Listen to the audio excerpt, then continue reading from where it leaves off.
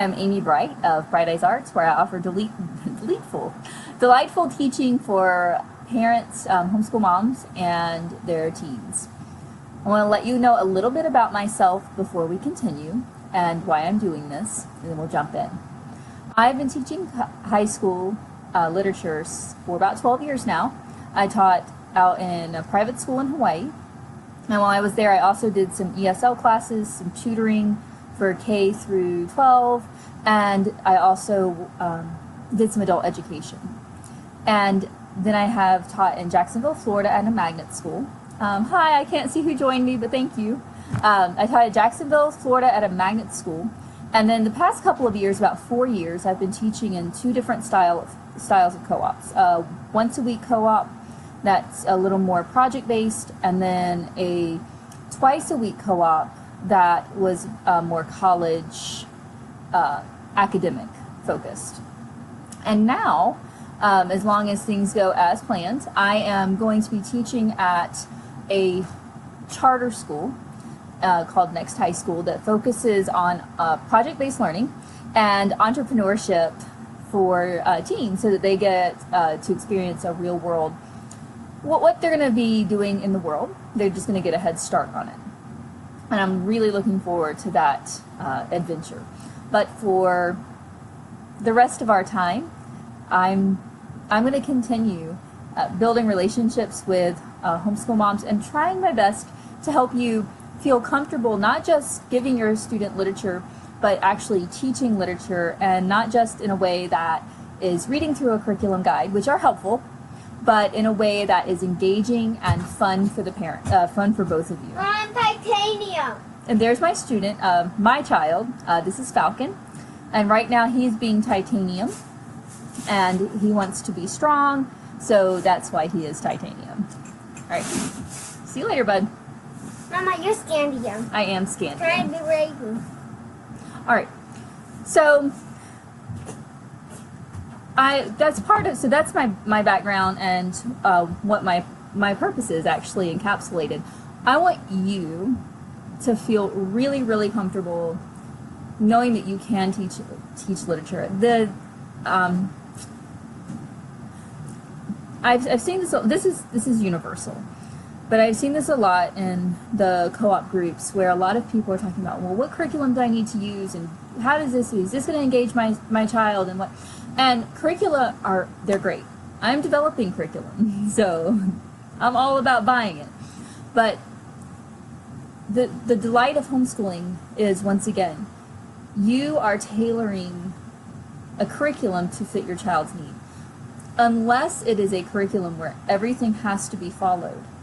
Curricula are guides, and teachers are what make it come alive. Otherwise, your child could read through, ask a few questions where uncertain, and there is no need for a teacher, ever. And some people might think that's the case, but it isn't. Teaching isn't just, it is sometimes the sage on the stage, but it's passing down knowledge, and then it's passing down wisdom at the same time. And the teacher is passing down knowledge, but passing down the wisdom to apply that knowledge now and in the future.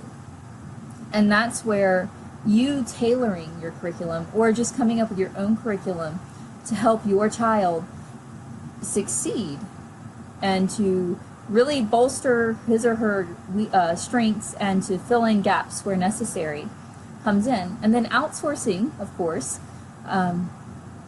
what you either can't do or don't want to do, or what it just was more fun, like group projects are more fun with a group. So that's my goal, is to give you the confidence that you need to be able to teach literature. And to that end, I've developed the poetry handouts that you have. I've taught this online, I've taught this in person, I've played around with it a couple of times. I hope this doesn't make me go away. But I'm going to go ahead and pull up, I can't do a share screen with Facebook Live, at least the one that I have, but go ahead and take your poetry handout out. And we're going to look at we're going to start with our important terms and make sure that we have a base of understanding.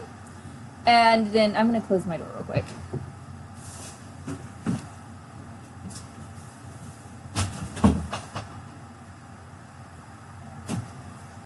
Ta-da!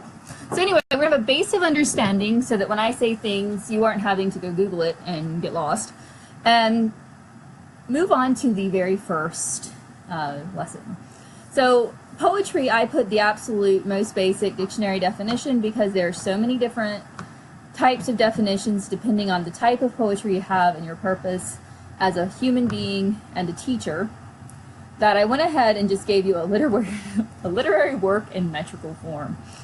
A poem is so much more, but we're just going to start off and say it's not prose, it's a poem. Scaffolding. Introducing concepts in a way that naturally progress. We do this naturally. You walk usually before you run. Not always. Usually you learn to speak before you learn to read. And there's a progression of ideas to help you build on something. This is why I usually don't recommend, and I never start, with, at least in the 9th and 10th grade levels, with a novel. You can, like anyone can read and discuss a novel, and you can probably touch on all the characteristics, but for systematically teaching literature where you've got like all your terms and definitions, you know your metaphors, and you understand all that, especially for students who just don't care, or don't know to care, like they might become like totally into it, they just haven't been introduced to the concept, and there's not this thing in them that has made them discover it. You want to start off so they're not overwhelmed. Again, you learn your numbers and your number line before you learn to multiply and do all the other stuff you do in math type things. So in the scaffolding that I've been choosing to do recently, I've done it differently. I just have started off with the sound devices. It's the use of sounds to create emotions or meaning in a poem. And of course they have names. And I'm starting off with that because I'm looking at poetry as music, and as the music is being created through the sound. I listened to, I was listening to, I think it was PRI, but they were interviewing some people who were talking about literature, especially poetry in modern times. It's pop culture for us. And is it really poetry? Can it stand alone as a poem as opposed to a piece of music? Because sometimes it is the beat that makes the song, and you listen to the lyrics and you're like, this is, we're all stupid. And one of the authors were saying, you know, in the past there wasn't this distinction between we have poetry over here and we have music over here, and sometimes they mean that it's actually these things, lyrics, ballads, they were one and the same. And now, even though we might not have that tight of a concept, you know, that they're not that tightly bound together, we still create the music and the rhythms of the poems and the sounds of the poems and how they're put together. It's what makes a poem and not otherwise. It's why when you read a novel, you'll have people say, well, this is very lyrical and this is more poetic than it was prose, or it's a poem in prose form, right? It's usually the way it sounds, or it is the way it sounds. So we start off in my scaffolding structure for now. It might change by next year, but in my scaffolding structure for now, I start with that interest level. You might get lost in the words. You might get lost in the images. You might get, you don't know the words, what they mean. But it's like listening to French music or to an Italian speak. You might not, you don't know what the sounds mean, but you hear those sounds and they can be beautiful or they can grate on you depending on what you like. So that's why we're starting off with these sounds. And there are multiple sound devices, but for this, I'm starting off with the group that to me is most closely related: alliteration, assonance, and consonants. And today we're only going to be looking at alliteration. And alliteration is probably what you're most familiar with in terms of a name. The repetition of sounds, and we look at consonant sounds at the beginning of nearby words on the first stressed syllable. And usually people don't always focus on it being the first stressed syllable. They might say distressed and delve, distressed, are the same, but perhaps if you're looking at stress being the first stressed syllable, then distressed would focus more with distressed, splendid, or sound. And I will mention that sometimes when we're taking it apart. Again, you're listening for those sounds, and I am more concerned that you're hearing the sounds than it's just like straight up technical. But I am a technician, so that's one of the things that you're looking at also, if you want to take it to that level.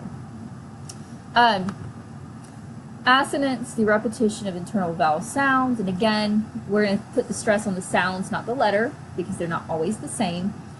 A G can be a G or a J, a C can be a S or a K.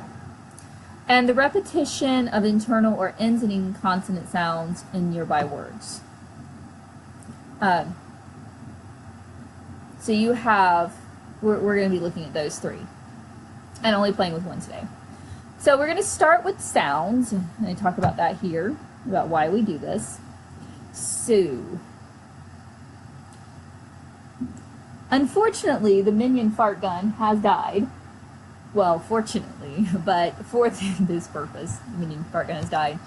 So I'm going to go ahead and just tap on the table. I have some other things nearby that I can make noises with. But let's go ahead and look at this. This is a poem by Tolkien, or part of one, which all of you know, I'm sure. And the first thing I want you to do, I'm going to take you through this as if it were a class, and I'm teaching you. And then I'll do some commentary as we go through. So now we are in teacher mode. And you are the student, and I am the professor. So, the first thing I want you to do is to read the above lines to yourself silently. Now, I want you to read them aloud. But I want it to be quietly. So I'm going to do the same thing that you are. Renewed shall be blade that was broken. The crowns again shall be keen. Now you've already started to hear that there's a rhythm and that there are sound devices being employed.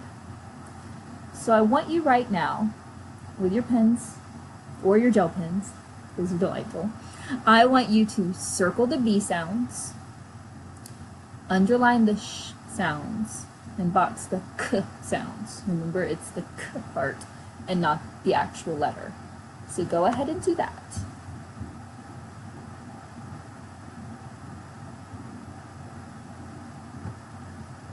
Now, here's where it starts to we start to add the noise in. We're going to do some sort of percussion on the B's. Now, I have blends in there. We're going to keep it for there for now. And I've actually already given you what we're going to be doing. So, first, I want you to read through it silently, or read through it, and I want you to add those as you get to it. So, my percussion is going to be hitting the table, foot stop, finger snaps. All right.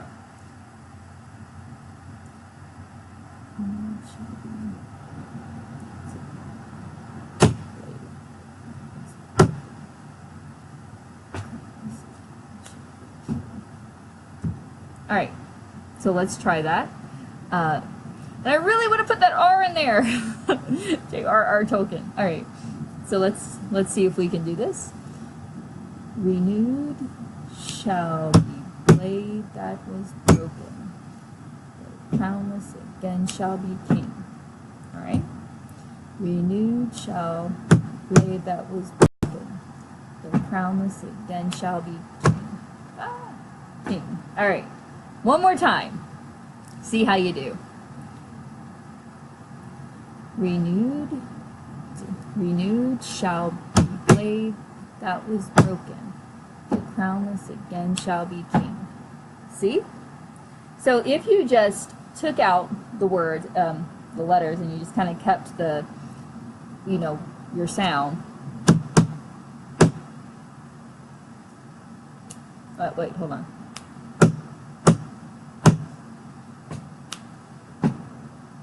So.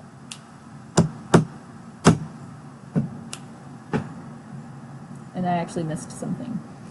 So what you would do, and we've been doing, is you're playing around with those rhythms. I missed some of them, and you're going to miss some of them.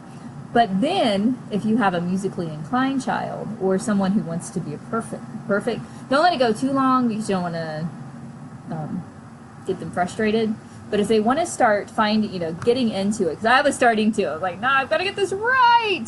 But you have, shall be blade that was broken, but crownless again shall be king. See? There you go. I got the B.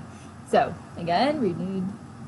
Shall be blade that was broken, but crownless again shall be king. Woohoo! So you start to have that fun part in there. Now, you could take that whole J.R.R. Tolkien poem, because this is like the prophecy, right? So you could take that whole poem, and you could create a stomp and rhythm and thing, that goes with this, and make it into a chant. Because again, he is dealing with Anglo-Saxon style poems for the most part, and Anglo-Saxon poetry is built with using a lot, primarily it's alliterative meter, so primarily alliteration. And Tolkien uses a lot of that in his poetry as an Anglo-Saxon specialist. So you're starting to feel those rhythms. You're starting to get those rhythms going on. And this is where I'm going to give you the time. Again, I'm not going to give you the entire time, but I'm going to give you the time to do this. So you're going to create your own alliterative sentences. And I'm going to give you about 15 seconds because 60 is too long for this. And these words must have 2 syllables. They don't have to have 2 syllables. I'm just thinking if you wanted to go ahead with the 2 syllables, if you want to make sure that they're not just putting down strand, sand, said, if you want them to work on their vocabulary, you can use this as a vocabulary building exercise. It really doesn't matter. That was just a suggestion. So you're going to time them for 60 seconds, and I'm going to time you for 15, and you're going to make a list of L words. And I'm going to write some L words in the comments while this is going on. And go.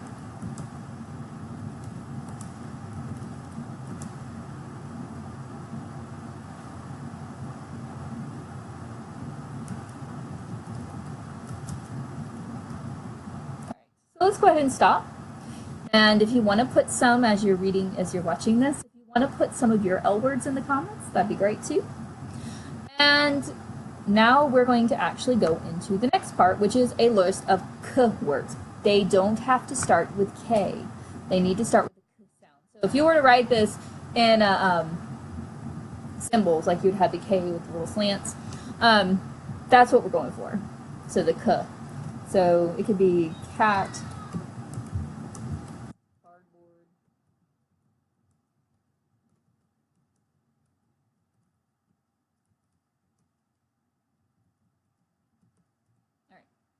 all right. There's a list. So what are we going to do? What? We can, 10 comments, sorry. We can put this on Pinterest, but it doesn't mean that. All right. So right there, they've already generated some of their own words. Now they're going to make a sentence with this. You are. And you're going to put a sentence with at least 3 of each sets of words. These emphasizes they don't have to make sense. They don't. You're just putting it through, and I want you to do this, where there's 3 L's, 3 K's, blah, blah. And go. I'm going to write mine on too.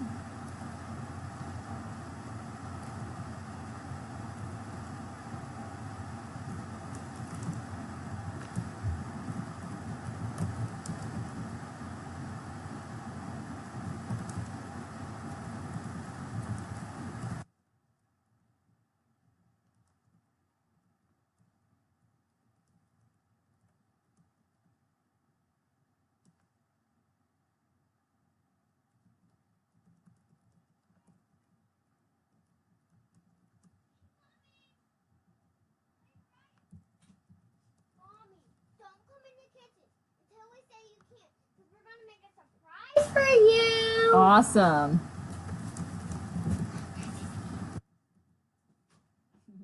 That's not dangerous at all. Someone else, my mom's watching them. All right. So here's mine. The craven cat seemed crestfallen when the lovely lark escaped the cardboard and soared the land in lasting loops. Okay, and I wanted to make sure I put the cardboard in because a lot of times they feel like, oh, I made this list of C's, I have to use that first, and 3 of them in order, and it can be anywhere in that sentence. And you can, of course, put more words in. It doesn't have to be just those words. But you've seen, and that's not beautiful, that's not, okay, this isn't deep, but it's beautiful. Soared the land in lasting loops. I could have probably put any L word and it would have sounded nice. So what you're starting to see is that your sound is creating a sense of beauty and rhythm and movement where like maybe what's there isn't necessarily delightful, you know. Soared the land in lasting loops. Especially lasting loops. I don't know, I think Fruit Loops. So I guess that's part of what I'm seeing is it's not as delightful as maybe it really is. All right. So now that they've done that, Mommy, where's my magnetic sticks? Oh, Grandma has them. Please close the door behind you, sweetie. Of course not. So now what you're going to be doing with silver. And this is one of my favorite things. Okay, now here's the thing. We have gone for 22 minutes and probably 20 minutes just talking about alliteration in this context. You could stop now. You could be done. This could be your poetry for the day. And it might be because this is a long time for you to be with me. So what I want you to see, we haven't even gotten to a poem yet, except we looked at that one little Tolkien piece. But you've been scaffolding, and in fact, we are going to stop here. And tomorrow we'll probably extend this for the week. But we have been scaffolding an understanding of one thing, alliteration, using different things. If your child is naturally gravitating toward poetry, they could spend time journaling now, creating more words, doodling the words, making drawings. Guys, I need you to go out for 5 more minutes and then I'll be ready to play. You're not helping. No. So please close the door. What's that? Thank you. All right. So, tail bird. Anyway, so what I want you to see is that in scaffolding, you don't have to just look at this poem, which again, you want to. But when you're introducing a poem, you don't have to just say, like, take this poem and now find this and find this and find this and find this. No. When you scaffold, you're taking the most important thing that you want to teach from that poem at that moment. You could be teaching illusion, and you could do it with this. You could teach anything, but you will take that basic part, work through it, and then start to apply it to a poem. So you're not trying to teach a bunch of stuff at one time, because that's when you get overwhelmed and you get bored. So I am going to end here for now, and tomorrow we're going to look at silver and run through that. If this has been helpful, please let me know. And if you have questions, even after the replay, or during the replay, I am going to look through them and scroll through and see if you need anything from me. And I'll be back tomorrow to help you with more. Thanks, and have a wonderful, wonderful, wonderful day. May your children be obedient.